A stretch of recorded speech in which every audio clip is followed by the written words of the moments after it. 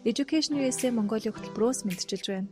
Бид энэхүү цуглал подкастаараа дамжуулан Америкийн нэгдсэн улсад дэлхийд тэргуулах боловсрол эзэмшээд их орондоо иргэн ирж мэргэжлэр салбартаа манлайлан ажиллаж буй Монгол залуусын түүхийг хүргэж байхаар зорилоо. Та бүхэн бидний бэлтгэсэн ярилцлагыг 7 хоног бүрийн даваа пүрэв гаргуудад хүлээн авч сонсоорой. Сайн байцгаана уу? Би Масагийн өдөртөх зөвлөлийн гишүүн ганц шиг байна. Манай өнөөдрийн подкастт Америкийн нэгдсэн улсын Корнель их сургуулийн 4-р курсын оюутан буюу senior Төмөн Хөсөл оролцож байна. Ингээд Төмөн Хөслөө өөрийгөө манай сонсогчдод товчхон танилцуулахгүй юу? Сайн байцгаана уу? Тэгээд нэг Авирмидийн Төмөн Хөсөл гэдэг байгаа. Одоо Корнель их сургуульд хөдөө аж ахуйн олон улсын хөдөө аж ахуйн хөгжил, байгаль орчин доктортой байдал гэсэн хоёр мэргэжлэр одоо 4-р курсээ сурах гад байж байна. Тэгээд Улаанбаатар хотын 84-р сургуулийг 10 жилээрээ төгссөн. Тэрнээс өмнө одоо Говьлтай аймагт 8-р анги хүртлээр сурж байсан байгаа. Чиний хувьд бол тэгэхээр харьцангуй сая сүүлд Америкт очсон тийм. Сүүлийн 3 жил Америкт амьдарч байгаа юм шүү дээ. Тэгэхээр ер нь яагаад анх заавал Америкийг зорих болов? Тэгээд баг 10 жилээ төгслөө бол яг тэгж Америкт явна гэсэн тийм ямар ч тийм бодол байгаагүй. Яг 10 жилээ төгсөөд юу хийх үү, ямар сургуульд орох уу гэд бодож эхэлсэн. Тэгээд тэгж явж байгаад Facebook дээрээс нэг блог уншижсэн санагдаж байна. Энийг Америк сурдаг ах одоо Сүхбаатгийн ахын блогийг уншижсэн. Тэгээд Wesley-ийн их сургууль сураад яаж суралцж явж исэн өөрөөхөө яаж сурсан замыг тайлбарлсан байсан. Тэрийг уншаад тэгээд ийм боломжууд байд юм яг тийм мэдсэн. Ер нь тэр блогноос уншаад Америк явъя гэж шийдсэн дээ. Тэгэхээр чиний хувьд бол ерөнхийдөө яг Америк явах шийдвэр чинь ер нь баг 10 жилээ төгсөөд буюу харьцангуй сүүлд гаргаад сүүлд тэгэхээр сургуульд явах талаар бэлдэж эхэлсэн гэсэн үг байна шүү дээ. Тэгж хийж байна. Тэгэд анх ерөнхийдөө тэгэхээр мэдээж Корнель их сургууль чинь Ivy League-ийн нэг сургууль гэж явдаг. За тэгээд admission process буюу хүүхэд сонгон шалгаруулах процесс нь нэлээд өндөр босхтой тий өндөр шалгууртай ийм сургуулиудын нэг байгаа. Тэгэхээр admission process-ийнхаа тухай ярихгүй. Ягаад тэгэхээр чиний хувьд бүр харьцангуй сүүлд эхэлсэн гэдэг байгаа шүү дээ тий. Тэгэхээр энэ хугацаанд ерөнхийдөө ямар хөө байдлаар яаж бэлдэв, ямар цаг хугацаа зарцуулав тий? Тий би сүүлд тэгээ шийдвэрээ гаргасан болохоор ер нь 10 жилээ төгсгөөд тэгээд Америк явъя гэж шууд явчихгүй нь бол тодорхой байсан л да. Тэгээд хамгийн том бэрхшээлтэй тал бол хэлний мэдлэг байсан. Тэгээд би чинь улсын сургуульд явсан. Тэгээд Баянзүрх дүүргийн 84-р сургуульд явдаг байсан. Тэгээд улсын сургуульд явгаад англи хэлний мэдлэг бол яалтчгүй одоо Америкийн нэгдсэн улсын коллежийн төвшөнд өндөр төвшөнд бол байгаагүй. Тэгээд бүгдийн эхнээс нь эхлэх хэрэгтэй болсон. Тэгээд би чи 14 онд ахлах сургуулаа төгссөн. 17 онд Америк анх 1-р курст орсон. Тэгээд орохын тулд 3 жил бэлдсэн байгаа. Угаасаа анханасаа англи хэлний мэдлэг асар муу байсан болохоор яалтчгүй зөндөө их цагийг англи хэлийг зөвхөн зарцуулахад шаардлагатай болсон. Тэгээд эхний жилээ англи хэлээ бэлдээд сурахын хажуугаар нөгөө тестүүдээ бас өгөх хэрэгтэй болсон. Тэгээд нэг 6 сарын дараагаас эхлээд яалтчгүй хугацаанд авчиж ирээд тэр чинь өргөдөл хугацаа нь ерөөдөө 11 сараас 1 сарын хооронд байдаг. Болохоор яалтчгүй тэгээд тестүүдэд бэлдэж эхэлсэн. Чи ингэж явсаар байгаа ямар ч гэсэн 3 жилийг бол хүн англи хэл сурахын тестүүдэд өгөхөд зарцуулсан байгаа. Тэгэхээр 3 жилийн хугацаанд чи ер нь жил болгоно apply хийгээд явж исэн үү? Эсвэл шууд 3 дахь жил дээр л сургуулиудад apply хийсэн үү? Эхний жилээ бол явуулж чадаагүй. Чин 15 онд 15 онд их зөвхөн англи хэлээр сурж байсан явуулж чадаагүй. 2 дахь жилдээ бол явуулсан. Тэгээд 11 сургууль руу баг явуулсан баха. Ерөнхийдөө бол тестүүдийн ACT, TOEFL, ACT subject test гэдэг 3 янзын шалгалтуудад бэлдээд явсан болохоор аюу их ачаалттай ийм давчуу цаг хугацаанд бэлдээд асар хурдтай improve хийх тийм шаардлагатай байсан. Тэгээд эхний жилээ явуулаагүй зөвхөн англиар бэлжсэн. 2 дахь жилдээ 11 сургууль руу явуулсан. Тэгээд 11 үйл ингээс нь reject хийлгүүлсэн. Ямар нэг сургуульд орж чадаагүй. Тэгээд харин сүүлийн жилээ явуулахад 14 сургууль руу явуулаад бараг 50% нь бол тэнцсэн байгаа. Тэгэхээр ер нь одоо жишээлбэл 11, 14 гэдэг чинь бас нэлээд их тооны сургууль руу өргөдлөө гэж байна шүү дээ. Дундаж оюутан ч гэдэг юм уу? Ер нь чиний зөвлөхөд хэдэн сургуульд дор хаяж apply хийх хэрэгтэй вэ? Тэгээд тэр сургуулиудаа ямар хөө байдлаараас яаж сонгох уу? Тэгээд дотор нь яаж ангилах уу?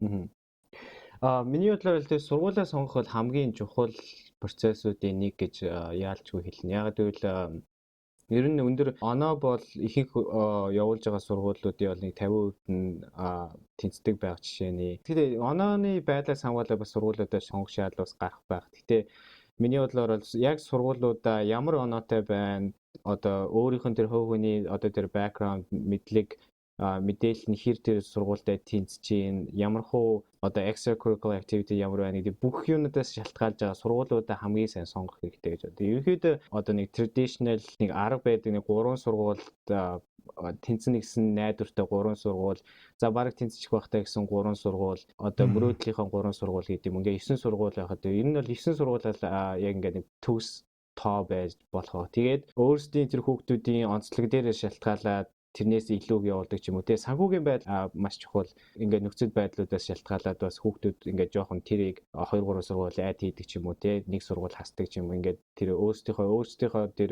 нөхцөл байдал тохируулаад бас шийдэж болох ба. Тэгэхээр ерөнхийдөө бол сургуулийн жагсаалт гаргахтаа бас дотор нь ангилах нь шүү дээ. За энд бол би яалтчгүй орчих бах. За энд бол ер нь орчих магадлалаас арай өндөр. Нөгөөх нь болохоор за энэ 3 руу орчвол гэсэн нэг тийм мөрөөдлийн хүсэлтэй арай жоохон дээш тэмүүлсэн байдлаар тий. Тэр сургууль одоо нэг сургууль сонглоо гэж бодъё тий. Тэр сургуулаа ингээд миний оноо жишээлбэл тэр сургуульд ордог хүүхдүүдийн 50% нь хүүхдүүд авдаг оноотой тэнцэж явах юм бол айгүй өндөр магадлал тэнцэх магадaltaй гэсэн үг. Тэгээ дээрэс нь нэг олон улсын хүүхдүүд чинь дахиад илүү өрсөлдөөнөөр явах хэрэгтэй болоод шаардлагатай болоод насар их олон хүүхдүүд олон улсаас энэ Америкийн нэгдсэн улсын сургуулиуд энэ том сургуулиуд руу сурахад өргөдлөө гаргадаг учраас тэр хүүхдүүдэд бас өрсөлдөг учраас ядаж тэрийг 50%-аас нь дээш оноотой байх юм бол тэр сургууль нэг арай нэг өндөр чанстай юм уу те ороход магадaltaй жишээний. Тийм түүнээс бол одоо оноо нь бүр яалтчгүй ингээд 50% нь хүрэхгүй байлаа гэхэд тэр сургууль руугаа apply хийх гээд байх юм бол бас асуудалтай байд юм уу те орох магадлал бага те орох үсгүүд биш. Тэр мэрийг бодолцоод яг сургуулиудаа яаж сонгох гэдгээ бас маш сайн бодох хэрэгтэй байна. Чиний 3 жилдээ apply хийсэн 14 сургуулиас түрүүн тал нь бол accept болсон гэсэн те. Корнелиос өөр ер нь ямар сургуулиуд байсан байж жишээ болгоод хэлэхэд. Одоо ингээд эргээд харахад бол Корнел бол миний хамгийн одоо топ одоо мөрөөдлийн сургууль нь байсан гэх юм уу. Би Корнелиос өөр Ivy League энтрийн тэр том сургуулиудад явуулаагүй. Ягаад гэвэл би өөрөө айгүй тийм өндөр тэтгэлэг тэр сургуулиудаас хүсэж өргөдлөө явуулж байсан болохоор негатив байдлаар миний өргөдөлт харагдчихсэн. Тэгээд тэрнээс жоохон эмээгээд тийм олон том сургуулиуд руу ерөөсөө явуулаагүй. Тэгээд reject-луулах байх гэж бодоод ихэнх сургуулиуд нь дандаа liberal arts буюу 4 жилийн энэ жижиг коллежууд байсан. Тэгээд өөрөө айгүй тийм liberal arts одоо interdisciplinary subject-уудад дуртай байсан болохоор тэгээд тэр жижиг сургууль баг хүүхдүүд apply хийдэг ч юм уу өргөдлөө явуулдаг. Учраас надад арай тийм өндөр chance байсан болов гэж бодсны үндсэн дээр Cornelius бусад бүх сургуулиуд нь дандаа liberal arts байсан. Liberal arts сургууль болон одоо зүгээр college university-ийн хоорондын гол ялгаа нь ер нь яг ямар ялгаатай байна? Хамгийн том ялгаа нэх юм бол одоо big university гэж нэрлэгддэг сургуулиуд бол одоо ерөнхийдөө тийм судалгаанд чиглэсэн сургуулиуд байдаг, том сургуулиуд. Тэрний яадаг вэ гэхээр бакалаврын зэрэг олгодог, мастрын зэрэг олгодог, дээрэс нэмээд докторийн зэрэг олгодог тийм сургуулиуд university гэдэг notation-тэй явдаг байгаа. Тэгээд liberal arts нь болохоор тэр сургуулиудтай харьцуулах юм бол хамаагүй бага. Хүүхдийн тоогоор ч гэсэн хамаагүй жижигхэн сургуулиуд зөвхөн бакалаврын зэрэг олгодог. Зарим liberal arts-ууд мастрын зэрэг олгодог. Гэхдээ докторийн зэрэг олгодог liberal arts коллежууд бараг л байхгүй байх. Гэхдээ их цөөхөн байж магадгүй. Тэр нь бол хамгийн том давуу тал. Хичээлийн environment гэх юм уу те. Одоо орчин байдаг байдал нь бас хоёр ялгаатай. Жишээлбэл том сургуулиудад introductory course-ууд юм бол одоо 300 хүүхэдтэй анги ихэнх нь байдаг ч юм уу тийм бахад liberal arts бол бага хэмжээний нэг ангид нэг 10-аас 15 хүүхэд байдаг юм уу хамгийн ихтэй нэг 30-аас 50 хүн ч байдаг хүүхэд байдаг юм уу тийм болохоор айгүй тийм профессортойгоо тийм ойрхон харилцаа үүсч хичээл нь явагддаг байгаа. Тэгээд илүү тийм хүүхдүүдийг одоо ойроос харьцаж тулж ажиллах нь Монголоор тийм монголоор тулж ажиллах тиймэрхүү мэдлэг олддогдогоор ялгаатай байгаа. Тэгээд дараагийн нэг том давуу тал нь liberal arts-ууд илүү interdisciplinary like тийм олон subject-уудыг биологи, хим, math гэх юм уу те liberal arts явдаг хүүхдүүд тэр хичээлүүдийг ер нь бүгд бингээс ингэж авч үзэж явдаг. Илүү тийм broad мэдлэгийг олгодог ороод бас онцлог байгаа. Харин зүгээр том university-нууд бол одоо жишээлбэл биологи, хим, math гэх юм бол яг тэр subject-уудаараа нэрэлжүүлж явдаг. Тэгэхээр илүү олон талт хичээлүүдийг илүү өргөн хүрээнд үздэг байх нь шүү. Тэгээд багш нар оюутнуудтайгаа илүү тулж ажилладаг гэсэн үг байх нь шүү. Ер нь л сургуулийн чанарын хувьд бол ялгаа бол нэг байхгүй ер нь. Чанарын хувьд бол одоо тийм зөндөө тийм дебетүүд байдаг л та. Одоо liberal arts арай чанаргүй ч гэдэм үү те. University-д арай илүү чанартай юм. Миний бодлоор тэр бол айгүй худлаа юм шиг санагдав. Тэгээд тэр нөгөө нэг онцлогоо сургуулиудынхаа онцлогоос шалтгаалаад аль сургуулиуд нь өөрсдөө тийм давуу талын мэдлэгийг олгодог гэх юм уу. Жишээлбэл University-д яваад наривчлаж явж байгаа хүүхдүүд байх юм бол тэр University-д явлаа гэж хохирохсон юм бол ерөөсөө байхгүй. Тэгээд Liberal Arts College явлаа гэж хохирсон юм бол ерөөсөө байхгүй. Аль сургуультай яг хүүхдүүд ямар давуу талын өөрсдийн сонирхож байгаа мэдлэгээ эзэмшин яг тэрвэрэл эзэмшдэг авах. Харин ч Liberal Arts явсан хүүхдүүд илүү одоо мастерын зэрэгээр явах ч юм уу те докторийн зэрэгээр явах тэр мэдлэгийг илүү сайн тавьж өгдөг гэдгээрээ бас нэлээд алдартай. Яг тэр graduate school юм уу докторийн сургуулиуд тийм liberal arts-ыг төгссөн хүүхдүүдийг авахтаа их дуртай. Яг л тэд нэр илүү тийм өргөн мэдлэгийг олж авсан байдаг. Жишээний. Тэгвэр тийм даваад болоод гарч ирэх нэ. За тэгээд хоёул түрүүнийхээ ярьжсэн ямар буцаад ирээ. Чи 3 жилийн турш ирэхэд нэлээд сайн бэлдсэн биз дээ TOEFL SAT. За тэгэл хэл одоо бодвол сургуулийн аппликейшн дээр ч юм бол эссэгээ бичих гэдэг юм уу те. Ингээ маш олон юм байж байгаа. Тэгэхээр энэ бүхнийг чи 10 жилээ төгссөн хойно хийсэн гэхээр дундуур нь Монголд оюутан байсан уу? Тэр хоорондоо ерөөхдөө юу хийжсэн? Би оюутан бол байгаагүй. Би санхүү эдийн засагт төгсөөд Яшээ өгөөд санхүү эдийн засагт тэнцсэн байгаа. Тэгээ санхүү эдийн засаг МИС 2 сургууль тэнцээ. Тэгээд санхүү эдийн засагт явах гэсэн. Тэгээд манай аав жишээс наваа санхүү эдийн засагт явуулах сонирхолтой байсан. Тэгээд өөрөө бол яг тийм санхүүгийн мэргэжлэр явах тийм нэг сонирхолтой байсан болохоор тэгээд их хэсэг хугацааны дараа сургуулиасаа гарчихсан байгаа. Тэгээд шууд Америк явна гэж бэлдээд тэрэндээ яг тэр үедээ бол Америк явна гэдэгтээ бол тэр нэг итгэлгүй байсан л да. Тэгтээ бол ямар ч байсан нэг жил аваад англи хэлээ сайн сурах даа гэсэн бодол ихний зорилго бол тийм байсан. Тэгээд ямар ч нэг англи хэл сурчаа буцаад одоо сургуульд орё гэсэн бодолтой хэлсэн байна. Тэгэхээр нэгсэндээ эхлээд ямар ч нэг gap year аваадах тий. Тэгээд яг хэлэн дээрээ суугаадах тий гэдэг байдлаар байсан шүү дээ. За тэгээд чи одоо жишээлбэл хэлээ бэлдэх. За тэгээд бусад одоо SAT ч гэдэг юм уу энэ тестүүд бэлтгэхэд ер нь ямар хөө байдлаар яаж бэлдэжсэн бэ? Илүү дутуу сургалтын төвүүдээр явж ирсэн үү? Би JET-д нэг сургалтанд явсан. TOEFL-ийн өмнөх pre-TOEFL гэдэг нэг course. Тэгээд тэнд яваад яг зүгээр тийг хувийн тийм сургалтын газрууд бол яг одоо нэг яг яаж бэлдэх арга маргыг бол зааж өгч болох юм. Гэхдээ миний яг тийм хөвгөний одоо нэг өрмөц юу байсан гэх юм уу? Би ерөөсөө тийм газрууд яваад ерөөсөө юм сурахгүйгаа байсан мэдсэн. Өөрийгөө дайчилж чадахгүй одоо зүгээр ингээ урсгалаар явна гэж ядсан шүү дээ, тий.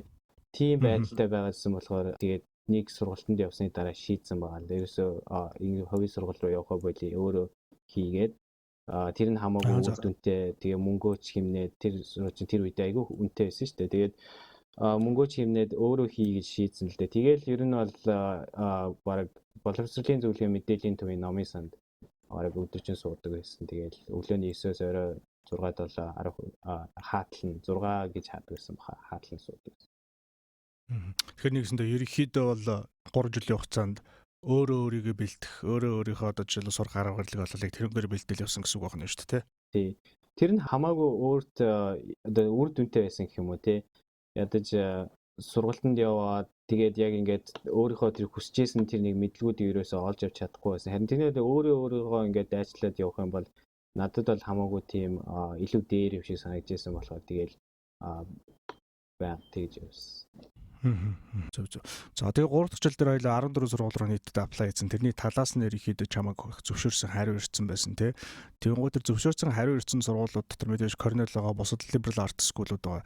Тэд нар дундаас сонголтоо хийгээд амархан байсан уу? Яг тэгэхээр Cornell бол чиний хувьд мэдээж top choice ч юм болсон байгаа шүү дээ тий.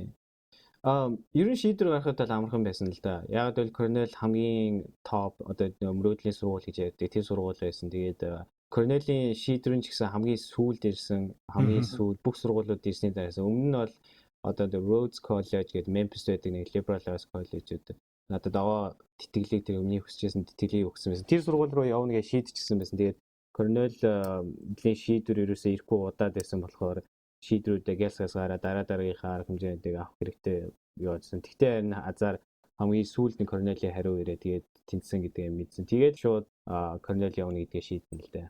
Корнелийн хувьд санхүүжилттэй холбоотой чамд ямар хөө шийдвэр төрсөн. За маа сургууль мэдээж тэнцвчлээ. Гэхдээ мэдээж бас ийм хэмжээний тодорхой хэмжээний одоо тэтгэлэг өгөө гэдээ ирж байгаа бах тий. Адмишн одоо захаан дээр. Тий, Cornell бол эхлээд тэнцэн хариу үйлсэн байгаа. Тэгээд дараагийн өдөр нь санхүүгийн мэдээлэлгээд ирдэг. Тэгээд би бол нэлээд их санхүүгийн тийм хүсэлт гаргаж явуулсан сургуулиудаа. Тэгээд Cornell бол ямар ч байсан бүгдийг даахаар шийдсэн байгаа. Тэр тэгээ хамгийн том шийдвэрүүд байсан гэх юм уу да. Одоо Cornell-ыг сонгох. Одоо жишээлбэл Cornell одоо Rhodes хоёр ингээд санхүүгийн тэр тэтгэлгийг ингээд харьцуулаад Rhodes надад ихийг өгчээсэн бол би бараг Rhodes-ыг сонгох байсан баг. Зөв. Тэгэхээр Cornell одоо нэлээд тэтгэлэг өсөж гэж байна. Тэгэхээр энэ тэтгэлэгт нь яг юу орж байгаа шиг байна. Одоо ч зөв дотор нь задлах юм бол үнийн дүнгээр нь биш. Гэхдээ одоо яг ингээд хамаарж байгаа зүйлс нь. Тий, Cornell одоо жишээлбэл Cornell чинь тэр үедээ need based байсан. Тэгээд нэг жилээр тэгж alternate хийж need based, need blind гэдэг. Тэгээд need based гэдэг нь болохоор нөгөө нэг гэр бүлийн одоо хөрөнгө дээрээс нь суурлаад тий одоо гэр бүлээс аавынхаа орлого, жилийн орлого одоо тэр гэр бүлийнх нь одоо тэр үйл хөдлөх хөрөнгө чинь бүх юм үнэлээд хэр их хэмжээний мөнгө гаргаж чадахын одоо гэр бүлээс нь асуудаг байгаа. Тэгээд хэрвээ тэнцэх юм бол одоо тэр үлдсэн мөнгөний Cornell даана гэсэн тийм амлалттай. Тэгээд миний бодлоо тий need base дээр нь яг тэр тэтгэлгээ авсан. Одоо нэг тэтгэлгийн хувьд болохоор тэгээд одоо full tuition бол байна. Сургалтын төлбөр чинь бүгд дааж 4 жилийн турш төгсөн үү? Дээрээс нь байр хоолны мөнгө бас тэгээд гэр бүлээс тодорхой хэмжээний мөнгө бас гаргана жил. Тэр нь гэхдээ Монголын мөнгөөр бол айгүй манай гэр бүлд бол боломжийн төлөх боломжтой байрын тийм мөнгө жишээлбэл асууж байгаа шин. Тэгэхээр чиний хувьд бол ерөнхийдөө 4 жилийн сургалтын төлбөрийг бол Cornell-аас даачж байгаа. За дээрээс нь байр хоолой чинь бас 4 жилийн хувьд даачж байгаа юм байна шүү дээ тий. Тэгэхээр нэгсэндээ нөгөө Америкт ярьдаг full ride гэж хэлж болох нь шүү дээ тийм үү? Бараг л full ride. Гэхдээ яг бол totally full ride бол биш. Тодорхой хэмжээний мөнгөийг бод. Санхүүжилт бол гэрээсээ гарч байгаа. Гэхдээ тэр нь бол харьцангуй бага. Чи одоо жишээлбэл тооцоод хэлэх юм бол за миний 100% одоо энэ Америкт 4 жил байх зардлын тэдэн үеийн ерөөхдөө Cornell-д гаргачихж байгаа гэвэл хэдэн байх вэ чиний төсөөлөл? Миний төсөөлөл одоо 4 жил ч тий. Тэ 4 жилийн хувьд. Окей, 4 жилийн хувьд нэг 90-95% нь бол Cornell гаргаж байгаа хаа. Зөв. Тэгэхээр нэгсэндээ танаа гэрийнхэн бол нэг 5-аас 10 орчим 4 жилийн хугацаанд гарч байгаа гэдэг чинь маш ер нь бол аюу тийм тий. За тэгээд хоёул дөрөв admission талаар ерөөхдөө ярьжсэн. Бас дээрээс нь чи 3 жилийн хугацаанд ерөөхдөө л Америкийн сургуульд сурыг гэд бэлдээд тэгэнгუутаа нэг анх нэг санхүү сурч ирснийгаа бас төр нэг семестр сураад гарцсан байгаа шүү дээ. Тэгэхээр бас нөгөө талаар чи бас айгүй том эрсдэл авсан байна гэж хэлж болох нь тий. Хэрвээ Америкийн сургуулиудаас нааштай хариу ирэхгүй бол яах вэ гэдэг. Тэглүү яах вэ? Одоо тэгээд хэрвээ Америкийн сургуулиудаас хариу ирээгүй байсан бол ер нь яах байсан бэ? Нэгэнт скул чи дотроо за одоо миний одоо хамаг одоо гол мөрийн дэнчингээ энэ дээр тавьсан байгаа болохоор гэдэг нь бас чамд нөгөө илүү шаргуу ажиллах хүчин зүйл болж өгсөн үү? Тийм, миний бодлоор тэр нэлээ их хүчтэй нөлөөсөн баг ч бодож байна. Тэгээд одоо эхний жилээ ингээд яваад одоо аавчтай хэлнэ шүү дээ. Би одоо гэр бүлийнхэнтэй хэлнэ. Би ингээд бэлдэж байна тий. Тэг ингээд бэлдэхдээ ингээд одоо Монгол сургуульд явмааргүй байна. Одоо л айгүй тийм манай аавч бас айгүй ойлгодог болсон байгаа нэг жилийн чөлөө авах ч юм уу тий. Энэ тэр концептуудыг айгүй сайн эргээр хүлээж авч байгаа. Тэр үед бол манай аажаар л нэг тийм дуртай байгаа. Гэхдээ бол надад тэрөөсөө гүү гэж хэлээгүү. Тэгээд за чи өөрөө мэдчихэвэл тэгээд болжтэй, явжтэй. Тэгээ нэг өөрөө унсан хүүхд уйлдгүү гэдэг шиг тэр хөөгийг хэлжсэн. Тэгээд ер нь бол их эрсдэлтэй л дээ. Яалчгүй нэг жил яваад тэгээ 2 дахь жилийн яваад бүтлгүүдэд ирэнгүүт тэгээл жирч гэсэн буцаа сургуульд орвол яасан бэ? Минийхөө ер нь болохгүй байх гэдэг юм те. Найз ангийн хүүхдүүд жишээлбэл их сургуульд ороод 2 3 дугаар курсэл явж тэг би тэгсэн гэртээ суугаад номын сан суугаад хилтэл яваад гэдэг байсан. Тэгээд ер нь бол их одоо нэг emotionally их юм уу те. Тийм pressure л ерөөс зөндөө байдаг. Яг нэг чөлөө авч явж бэлтгэхийн нэг гол муу тал нь гэх юм уу те. Тийм баг. Тэгээд тэр болгон тэгээд нэгэн тэгээд ингээ 2 жил явцсан байсан болохоор 3 дахь жилдээ бол би бодсон л доо. Буцаад болох уу эсвэл үргэлжлүүлээд явах уу гэд. Тэгжээд нэг зун явж байгаа гэртээ очиж байж байгаа. Нэг хэсэг 2 3 сар бэлдэхгүй явж байгаа. Тэгэл гинт шийдсэн л дээ. За нэгэнт ингээ 2 жил явцсан юм чинь одоо яаж ингээд буцаж явах вэ те. Дахиад нэг жил үзийгээд тэгэл шийдэл юу нэ аасан л да. Зөв. Тэгээд 4G-с гэртээ очиод тэгээд ярьлаа шүү дээ, тий. Аа. Гэртээ гэдэг нь бас сонсогчтой сонирхолтой ирэхэд төм өсөл маань 8 дугаар анги хүртэл байлоо. Тий. Говь Алтай аймгийн 10 жил сурж исэн байгаа, тий. Тийм тэгээд сүүлийн 2 жилээ Улаанбаатарын 84 дугаар сургуульд сурсан байгаа. Тэгэхээр манай Масгийн бас нэг зорилго нь болохоор ялангуяа энэ хаслагдсан аймагуд, тий. Болон сумдуудад байгаа хүүхдүүд хүрч ажиллахыг бас ирмэлцдэг. Тэгэхээр чиний хувьд болохоор яг Говь Алтай аймагт 8 дугаар анги хүртэл сураад тэгээд Улаанбаатар дээрээ 2 жил сураад төгсөөд тэгээд одоо ингээ корнел сурцсан байгаа гэхлээр одоо жишээл хөдөө орногтой амьдарч байна гэдэг нь чиний хувьд сул тал болохгүй гэдгийг дүгнжүүлэхэд тий миний ойлгосон харснаар харин тийм сул тал болохоос илүү давуу тал болох нь их илбэг баг. Ягаад гэвэл тэр чинь одоо жишээлбэл бараг 50 мянган хүүхэд одоо корнел руу жил болго аплай одоо өргөдлөө явуулдаг байхад тий хичнээн хүүхдүүд нь одоо Улаанбаатараас ч юм уу эсвэл хотод сургууль төгссөн, хувийн сургуульд явсан ч юм уу тий. Хэн хүүхдүүд нь хоорондоо төстэй тийм одоо background storyтэй байх жишээ нь тий. Тэгээ Америкч нэг одоо нэг diversity ч юм уу тий. Одоо юм хөдөө ингээд илүү олон хүмүүсийг хамарсан тий. Олон хүмүүсийг хамарсан тийм хүртээмжтэй зорилготой байдаг болохоор жишээлбэл миний одоо туусан энэ зам ч юм уу одоо энэ background аюул сонирхолтой байх жишээ нь одоо энэ сургуулиуд тий. Тийм тэр байдлаараа сул тал болохоос илүү харин ч илүү давуу тал болох гэж байна. Тэгэхээр хөдөө сурдаг гээл надад ямар ч боломж байхгүй ч юм уу те. Тиймэрхүү байж ерөөсөө болохгүй. Ямар ч гэсэн яваад зориод зүг болох болно л. Одоо корнел сурж байгаа мэрэгжлийнхаа талаар тавчих юм бас бидэрт мэдээлэхгүй яг юуны тухай судалдаг. Яагаад энэ мэрэгжлийг сонгосон талаараа. Тийм ер нь миний корнел руу өргөдлөө явуулсан шалтгаан бол ерөөсөө миний мэрэгжил байсан гэж хэлж болно. Яагаад гэвэл одоо миний сурж байгаа чинь хөдөө аж ахуй, олон улсын хөдөө аж ахуй, тэгээд бас хөдөө бас нутгийн хөгжил гэж яддаг байгаа. Тэгээд тийм мэрэгжил айгүй ховор, их сургуулиудад айгүй ховор. Тэгээд анх тэр мэрэгжлээ би харчаад тэр вебсайтаас нь харчаад уншичаад надад айгүй таалагдсан л да. Яагаад гэвэл би өөрөө одоо хөдөө өссөн ч юм уу, хөдөө ойрхон өссөн. Тэгээд одоо миний одоо нэг background тэр мэрэгжилтэй айгүй тийм сайн дасаж одоо ингэж холбогдож үзсэн юм уу тий. Тийм болохоор ер нь корнел руу явуулсан шалтгаан бол ерөөсөө мэрэгжилээс. Тэгээд одоо энэ дээрээ ерөнхийдөө юу сурдаг вэ гэхээр би миний мэрэгжлийн одоо 50% нь одоо хөгжлийн социолог. Яаж тий хөгжлийн социолог. Тэгээд 50% нь бол эдийн засаг байгаа. Тэгээд миний concentration буюу бүр нарийнчилсан мэрэгжил болохоор одоо эдийн засаг болон хөгжил гэсэн байгаа economic and development. Тэгээд энд ирээд сураад 2 жил сурсныхаа дараа ер нь ингээ хараад байхад environment яалтчгүй ингээ хөдөө аж ахуйтай шууд холбоотой юм байна. Хөдөө аж ахуй сурах гэж байгаа бол environment заавалчгүй хажууд нь байх хэрэгтэй юм байна гэж бас ойлгоод тэгээд бас давхар мэрэгчлэр environment and sustainability бас давхар сууж байгаа. Тэгэхээр нэгсэндээ байгаль орчны доктортой байдал гэсэн. Тэгэхээр нэгсэндээ чиний хувьд бол 2 мэрэгчлэр сурж байгаа юм байна шүү дээ, тийм үү? 2 мэрэгчлэлтэй төгсөх одоо жишээл 4 жилийн хугацаанд ингэж 2 мэрэгчлэлтэй төгсөх боломж болцоо нь ерөөхдөө ямар хөө байна? Тэр хэмжээгээр бас нэлээд ачаал авч байгаа хэрэг тийм үү? Ааха. Ер нь ачаал бол ялчгүй нэг мэрэгчлээс сурснаас бол хамаагүй ихтэй. 2 мэрэгчлэх юм бол нөгөө 2 мэрэгжлийнхаа бүх requirement-уудыг тэр шаардсан хичээлүүдийг бүгдийг авч 4 жилийн дотор авч дуусгах хэрэгтэй. Тэгээ хэрвээ чадахгүй бол ингээд 5 дахь жилээс сурдаг ч юм уу. Тэгж яв.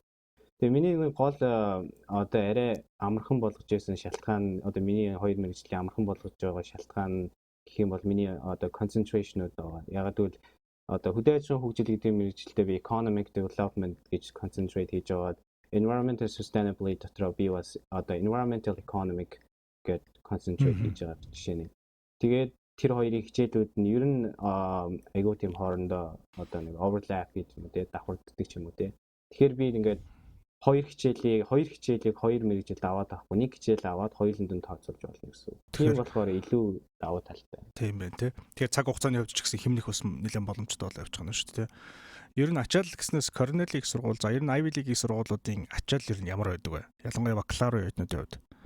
Ер нь их ачаалтай. Одоо хүүхдүүд дунджаар гэх юм бол 15-аас бараг 20 кредит нэг семестрт авдаг байгаа. Тэгээд ер нь 7 хоногтой бол хичээлийн үед бол нэлээд завгүй явдаг. Тэгээд хичээлдээ лекцтэй явна. Лекцээсээ гарч ирээд одоо даалгавруудаа хийн. Байнгын даалгавруудаа байнгын хийх юм. Одоо нэг дедлайнуудаа ингээд явж яадаг. Тэгээд хэрвээ нэг юун дээр хоцрох юм бол нөгөө өөр хичээлүүдийн дедлайнууд нь бас ингээд ороод ирдэг. Тийм учраас айгүй тийм цагийн зохицуул сайн хийж маш тийм чанга хатуу өөрсдөө тийм хатуу байж давхгүй ер нь их ачаал ихтэй. Тэр нэгсэндээ өндөр шаардлага өөрсдөө тавьж ажиллах нь шүү дээ. Тэгэхээр ерөөхдөө хоёр мэрэгчлэр сурна гэдэг чинь нэлээд ачаалттай байна л гэсэн үг юм байна шүү дээ. Тэгэхээр энэ ачааллын хажуугаар бас нөгөө 4 жилийн хугацаанд оюутан байна гэдэг чинь бас нэг хүний дурсгалтай мөч байдэн шүү дээ. Ерөөхдөө хүн болгоны. Тэгэхээр тэр хэмжээгээр яг оюутан байх тэр экспириенсийг ер нь авчаад чинь нөө чөлөө цагаараа ерөөхдөө юу хийж явах шиг байна. Дандаа бас хичээл хийгээд байхгүй байх тий. Тий, би ер нь кампус дээр өөрөө спорт тоглохыг дуртай л да. Тэгээд ер нь Cornell дээр байдаг одоо нэг хөлбөмбөгийн клубт тоглолдог байгаа. Тэгээд 7 хоногт нэг өдөр бэлтгэлтэй 7 хоногт 2 өдөр бэлтгэлтэй нэг өдөр тоглолттой байдаг ч юм уу те. Тэрэндээ бэлдэг. Тэгээд хэрвээ хөлбөмбөг тоглоогүй үедээ бол найзуудтайгаа сакс тоглох ч юм уу тиймэрхүү байдлаар цагийг өнгөрөөдөг байгаа. Ер нь их хөдөлж өнгөрөөх дуртай. Тэгээ бас we are the Beta Theta Pi гэдэг organization тариалагддаг байгаа. Тэнд одоо амьдардаг. Тэгээд ерөнхийдөө бол цагаа ихэнх чөлөө цагаа бол найзуудтайгаа хамт тоглож юм уу хөдөлж өнгөрөөдөг. Тэгэхээр тиймэрхүү цаг бас боломж бол гарах нь шүү дээ. Түнш байнгын бол хичээл хийгээд авахгүй нь шүү дээ. Томьёон цугаа тий. Тий, ер нь гарахнаас илүү өөртөө гарах л хэрэгтэй байх л да. Ер нь жишээлбэл байнгын хичээлдээ зарцуулаад байж болно. Бас ямар нэгэн байдлаар тий цагаа их зөв төлөвлөж чадах юм бол тийм чөлөө цагууд бол гарах бүрэн боломжтой. Тэгээд чөлөө цаг айл болох тий найзуудтайгаа хамт байж өнгөрөөдөө. Тэгэхээр угаасаа хэдийгээр хичнээн ачаалтаж байгаа гэсэн өөртөө цаг зарцуулаад өөрийн эрүүл мэнд биеийн тамираар байнга хичээлж явах хэрэгтэй байх нь шүү дээ тийм үү? Заавал тийм цаг гаргаж явах хэрэгтэй байх нь шүү дээ тий. Одоо тэгээд 4-р курс руу орж байгаа 3-аас 4 рүүгээ шилжиж байгаа те. Зуны туршид ерөөхдөө ямархуу байдлаар өнгөрөөж гин дадлаг хийж гин үү яг энэ мэрэгжлийн чиглэлээрээ те. Тэгээ яг энэ зуны хувьд бол айгүй тийм онцгой зун байлаа л да. Одоо нэг ковид вирус global pandemic гэдэг ихэнх орнууд одоо эхлээ хаачлаа. Тэгээд энэс болоод одоо энэ зун би бол одоо энтхийг явах хэрэгтэй байсан. Тэгээ энтхийг явж зуны дадлага хийх ёстой байсан. Тэгээ энтхийг ингээд одоо өөрсдийнхөө хөлийг хаагаад одоо COVID-19 одоо энэ вируснаас болоод хилээ хаасан байгаа. Тэгээ явж чадгааргүй болсон байгаа. Тэгээд энтэг явахаа байгаад одоо энэ зүүн Таиландд байдаг Energaya гэдэг компанид одоо remote internship хийж байгаа. Remote буюу зайнаас дадлага хийж гэсэн үг байна шүү дээ. Тэгэхээр энэ хийж байгаа дадлагынхаа тухайд очих ярихгүй яг ямар хуу чиглэлийн үйл ажиллагаа явуулдаг компанид чи яг юуг нь хийж ин те ямар хугацаанд үргэлжлэх юм? Тий. Energaya гэдэг компани болохоор 2009 оноос эхэлж одоо стартап байдлаар эхэлсэн компани байгаа. Тэгээд Energaya яадаг вэ гэхээр одоо spirulina гэдэг ийм microalgae одоо хүнсний бүтээгдэхүүн ургуулдаг байгаа. Тэгээд хүнсний бүтээгдэхүүнээ ургуулахдаа одоо энэ зочид бод том хотууд дотор хүнснийхээ бүтээгдэхүүнээ ургуулдаг spirulina-га. Тэгээд ургуулахдаа яадаг вэ гэхээр одоо энэ зочид буудлуудын дээвэр дээр байрладаг. Тийм учраас одоо тийм жирийн хөдөө аж ахуй шиг газар ус шаардаад байхгүй. Байшингийн дээвэр дээр жишээлбэл ургуулж тэгээд ургуулсан одоо тэр спирулинага зардаг байгаа. Тэгэхээр нэгсэндээ нөгөө жирийн одоо хөдөө аж ахуй шиг хөрсөнд бол юм тарихгүй байх нь шүү дээ тийм үү? Томоохон хотуудын газар байхгүй, зай байхгүй. Гэхдээ томоохон хотууд болгон байшинтай байгаа. Байшингийн дээврүүдийг л ашиглаж байна гэсэн үг байна шүү дээ. Тэгээд миний одоо юу хийж байгаа Energaya вэ гэхээр би одоо Energaya тэр spirulina-га тэр одоо хүнсний бүтээн ургуулахдаа яадаг вэ гэхээр тийм дээвэр дээр байдаг тийм том ийм танк дотор ингэж ургуулдаг. Тэгээд тэр одоо энэ хүнсний ногоон болохоор усан дотор ургадаг байгаа. Тэгээд одоо энэ компани яах гэж байгаа вэ гэхээр тэр хэр ургацтай байгааг нь шууд гаднаас нь зургийг аваад мэдхийг одоо хүсэж байгаа гэх юм уу? Нэгсэндээ ургацсынхаа зургийг аваад болсон болоог нь үзэх гэсэн үг үү? Нөгөө тухайн ургуулынхаа. Тий. Одоо бол жирийн байдлаар яаж үздэг вэ гэхээр одоо тэр танкнасаа одоо ингээд сампл аваад тий лабораторид явуулаад шинжилгээг нь хийгээд одоо хариу нь гарч ирдэг тий одоо хураах цаг нь болсон байна гэдэг нь тий гүйцэд ургасан байна гэж мэддэг байгаа. Тэр нь тэгэхээр яадаг вэ гэхээр их үнэтэй цаг их авдаг тийм арга байгаа. Одоо тэр аргыг илүү хялбарчлахын тулд одоо технологи ашиглаа тий одоо шууд зургийг аваад зурган дээрээс нь одоо тэр танкны тэр одоо spirulina юм уу тэр доторх тэр бүтээгдэхүүн нь болсон байна одоо хураах цаг нь болсон байна гэдгийг шууд гаргаж ирэх. Тэр судалгаан дээр нь ажиллаж байгаа. За бидний урилгыг хүлээн авсанд баярлалаа. За За баярлалаа. Америкийн нэгдсэн улсын засгийн газраас санхүүжүүлдэг Education USA Mongolia хөтөлбөрийн хэрэгжүүлэгчээр Монгол дахь Америк төгсөгчдийн холбоо ажиллаж байна. Та Америкт их дээд сургуульд хэрхэн суралцах тухай цогц үнэн зөв мэдээллийг үн төлбөргүй авахыг хүсвэл Education USA Mongolia хөтөлбөрийн боловсролын зөвлөгөөдөд хандаарай. Бидэнтэй холбогдохыг хүсвэл www.masa.org-ийн цахим хуудасаар хандж болохоос гадна Facebook, Twitter, Instagram дээр Education USA Mongolia дагаарай. Ирэх даваа гарагт иргэн уулзлаа. Түр баяртай.